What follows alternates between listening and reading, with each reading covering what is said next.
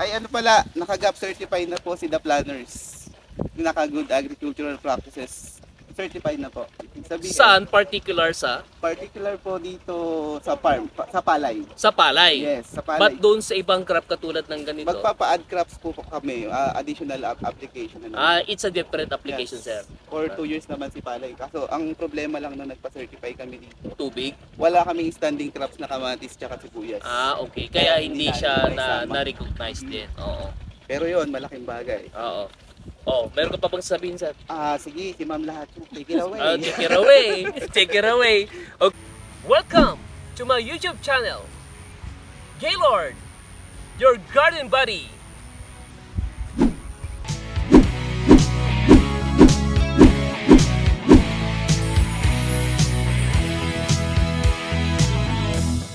Hello mga ka-garden lovers. Samahan niyo po si Garden Buddy kasi andito ako ngayon sa Paggalanggang, Dinalupihan, Bataan sa The Planners Training Center. Okay?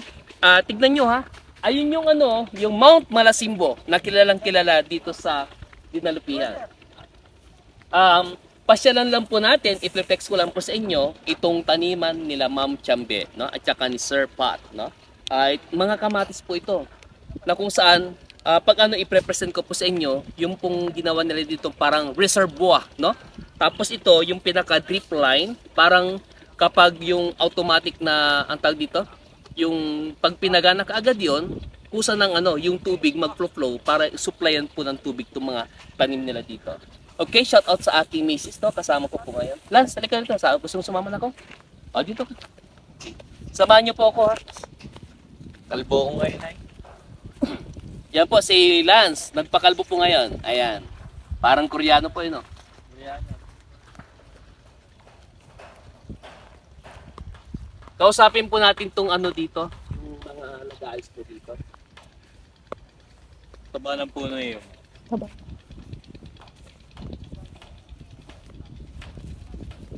Okay, meron nga po palang papakilala sa inyo, no? Yung kaibigan ko dito. Si Sir Deljan. Bituya ba? Alam ko kaibigan mo ko. Oo nga! Kaibigan pero nakalimutan ko yung apelido. Hindi, tama naman ako. Sir! Yes po. Sir, tapos kaibigan, tapos sir? Ay, sandali! Ma'am Giselle! Sanchez mo ba? Ay, hindi. Ano po pala? Manggubat. Manggubat pero dito ka sa bukid. Joke lang po yun, no? Siya po yung GIP natin. Siya po yung GIP. Okay? Government internship program. Okay.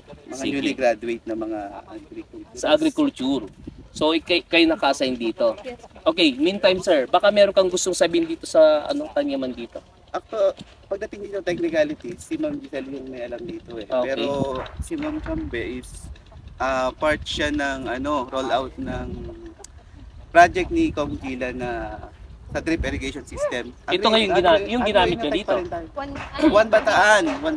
Dating agro in One Bataan. Bali sila na yung may alam sa technical, di ba ba? Sa part na yon. Pero Yes. dito usually, ano yung participation mo madalas dito sa farm ni Ma'am Chambe? Sa Chambe as trainer ako dito. Tapos pagka kulang ng tao, ako yung tumatao. Okay. Nakikitao lang. Nakikitao lang po. Trainer pa rin, ayun, as usual. Tapos pag may trabaho na hindi magampanan, ako yung Siya po yung lahat sumasalo. sumasalo. Ayan na. Hindi man content creator pero follow nyo na rin po. Kasi Hindi ang man ako Pliniplex po niya, yung pong mga farm na katulad ng ganito. No? Nakikita nga ako, nakita ko siya. Kailan try ko lang kasi parang data na rin para pagka nag-check ako ng mga Yes. Malaman mo history, yung doon sa mga ginagawa ko. no? Hindi ko na kailangan Kung tama yung ginagawa mo. tama yung ginagawa. Okay. Paano naman, nakakabuhay naman kami ng halaman dito. Nakakabuhay naman ng halaman. Nakakaani naman. Pero eto itong kamatis actually first time tong inano sa ng maramihan. The Planners. Waiting doon tayo. Oo. First time na maramihan. Oo, maramihan. Gusto ko para makita yung mga kwan dyan, no? Tsaka Madalas- gusto ko ipakita yun dyan, no? Madalas dito sir, palay. Palay. Ay pala, naka-GAP certified na po si The Planners. Naka-Good Agricultural Practices certified na po. Ibig sabihin, Saan? Particular sa? particular po dito sa farm, sa palay. Sa palay. Yes, sa But palay. doon sa ibang crop katulad ng ganito? Magpapa-add crops po kami, additional application na naman. It's a different application, Yes. sir. For 2 years naman si palay. Kaso ang problema lang nung nagpa-certify kami dito, Tubig? wala kaming standing crops na kamatis tsaka sibuyas. Okay. Kaya hindi siya Isama. na-recognize din. Oo. Pero yon malaking bagay. Oo. Meron ka pa bang sabihin, sir? Sige, si Ma'am lahat. Take it away. Take it away. Take it away. Okay? Kasama po natin. Magpakilala ka, Ma'am Giselle. Ako po si Jocelyn Manggubat, yung naka-assign na GIP po dito sa farm ni Ma'am Chambe. Okay. Ma'am, itong kamatis na to, mga ilang piraso ito? Nasa more or less 4,700. 4,700. Yes po. So kung 32 sinasabi mong events. more or less, ito ba may namatay na ba Yes para po. malis siya? May namatay na po.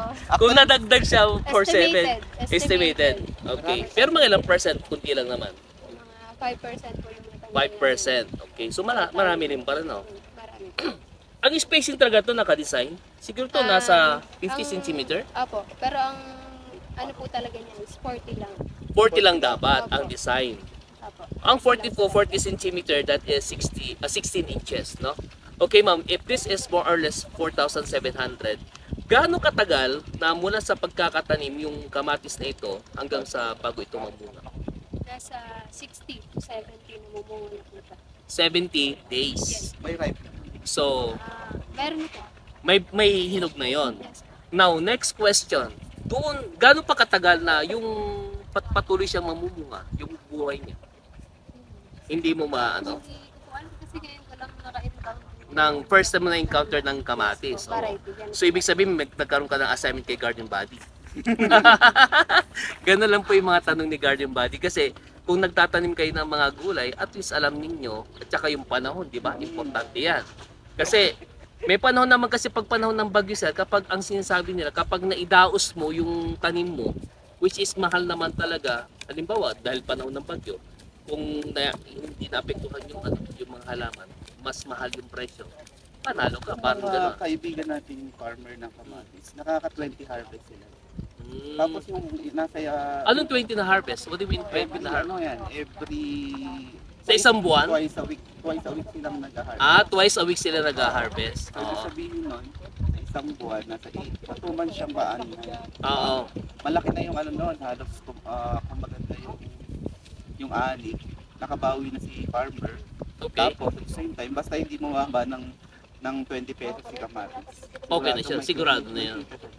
Pero ngayon, Ikaw sir, sa palagay mo, yung isang puno ng ganito para magka-idea sila, mga ilang kilo kayo na ibubunga niya? Pwede wala pa akong ganun ka-idea. Pero usually, ano yan eh. May 2 kilo abutin kaya, no? Oo, dapat umano. Dapat umano, no? Anong kamatis to, ma'am? Garnet po. Malalaki Garnet. yan. Ay, liliwanagin ko ha. Anong tawag mo dito, ma'am?